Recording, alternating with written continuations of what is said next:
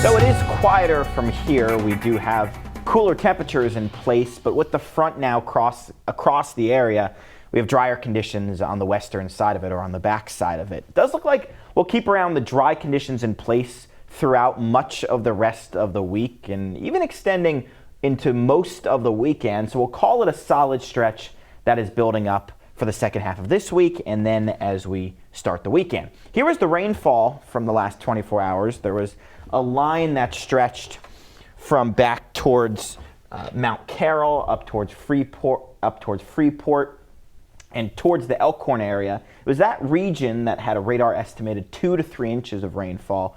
But most of the reports were just damaging wind reports over the past 24 hours. Again, there was that line around 24 hours ago, around 2, 3 o'clock in the afternoon. And then last night, there was another squall line that began to weaken as it pushed further off towards the east. And again, all is fortunately quieter now, but with a northeasterly flow on the backside of it, we're getting a wind off the lake. You're especially feeling it closer towards the lake shore, but even inland, it is much cooler during the day today. Those showers and storms, though, do continue to pull away. So we're running anywhere from 5 to 10 degrees cooler than where we were this time yesterday. Look back towards Chicago. You see those purple colors? That's nearly 20 degrees colder than where they were this time yesterday. So it feels like we went back a month on the calendar. Temperatures are in the mid to upper 60s, a little bit warmer where some sun's trying to peek out in Galena, 64 in DeKalb, but 63 in Poplar Grove.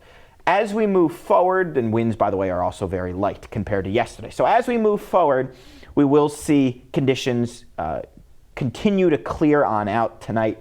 Expect it to take a little bit of time, but I think we'll eventually turn to mostly clear skies with some lingering moisture on the ground that could lead to some patchy fog. Otherwise, we are set up for a really nice day on Thursday. That front continues to stay far enough away that any shower chances remain well off towards the south. So just some high clouds at times, mid to upper 70s, and the haze, which has been around the last few days, should be in much, much lower concentrations, so hardly noticeable outside during the day tomorrow.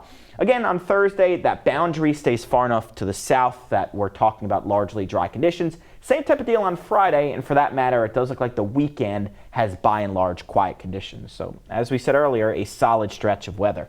Tonight, 52 degrees, partly cloudy, a little bit of haze is possible, but with yesterday's rain and that concentration starting to diminish, not going to be as prevalent as the last couple of days. Tomorrow, near 80, a really nice day, a nice comfortable breeze out of the northeast, 10 to 15 miles an hour.